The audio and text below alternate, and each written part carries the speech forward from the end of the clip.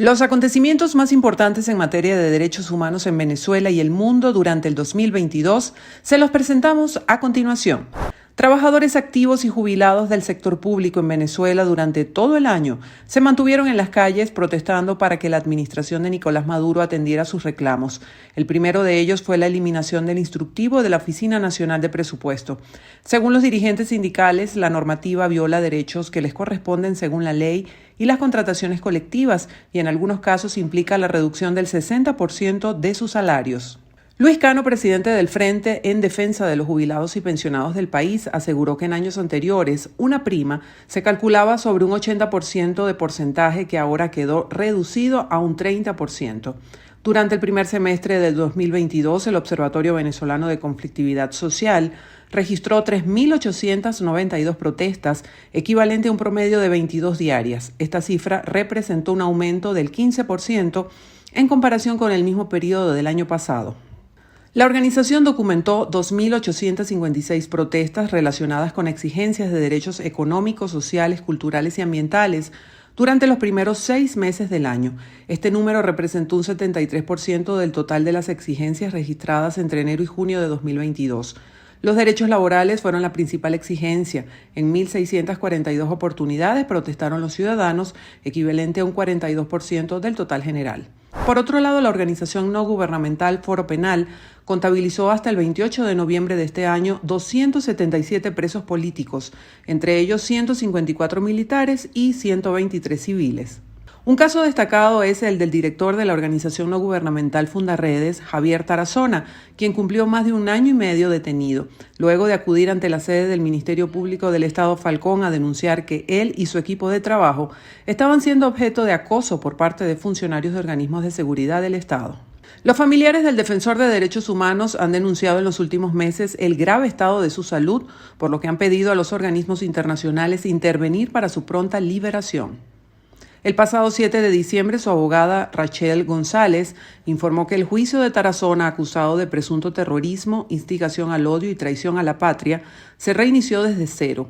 Esto tras 13 diferimientos y un juicio interrumpido en octubre. Fundaredes se dedica a la promoción y defensa de los derechos humanos, así como la organización social a favor de la libertad y la democracia. Denuncian irregularidades en las zonas fronterizas con Colombia, como por ejemplo la presencia de la guerrilla.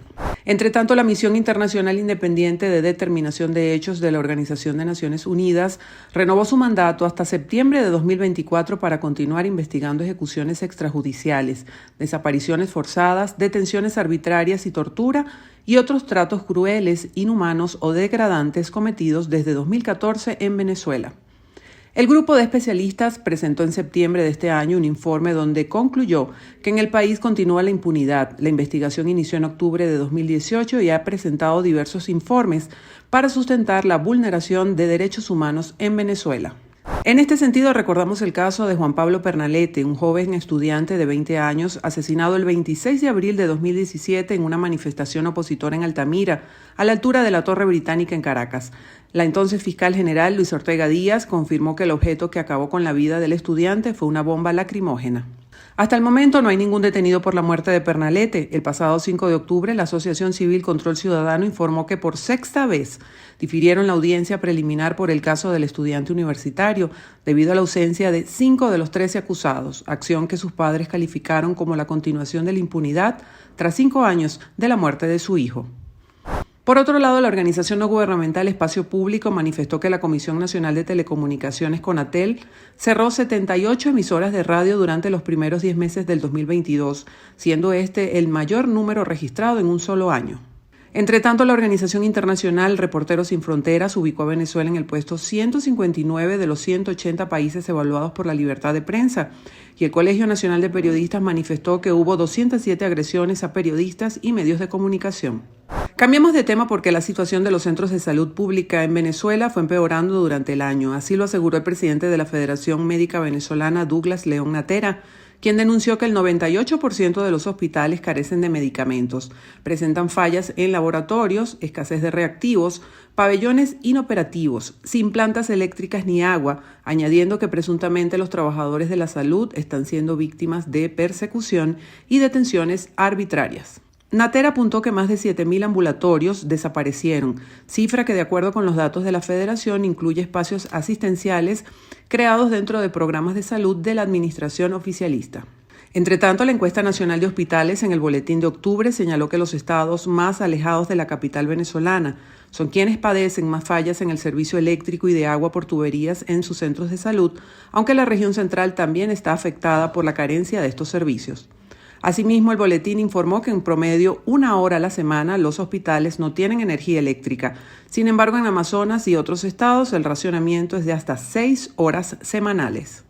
En materia internacional, la organización no gubernamental Gun Violence Archive documentó hasta mediados de noviembre 606 tiroteos masivos en Estados Unidos. Uno de los hechos fue en un supermercado de Búfalo donde murieron 10 personas el 14 de mayo.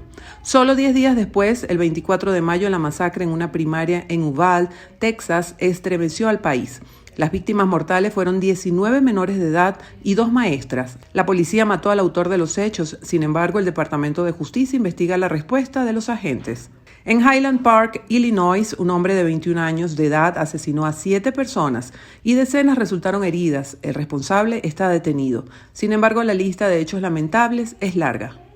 Un suceso que impactó al mundo fue la muerte en Irán de la joven Mahsa Amini el 16 de septiembre mientras se encontraba bajo custodia policial por presuntamente violar el código de vestimenta islámico. Miles de ciudadanos salieron a las calles para condenar el hecho. Las protestas tienen más de 3 meses y unas 400 personas fueron condenadas hasta 10 años de prisión, informó la justicia iraní. Al menos 200 personas murieron durante las manifestaciones sin precedentes en ese país. Además, al menos 2 personas fueron ejecutadas por el gobierno para intentar detener las manifestaciones.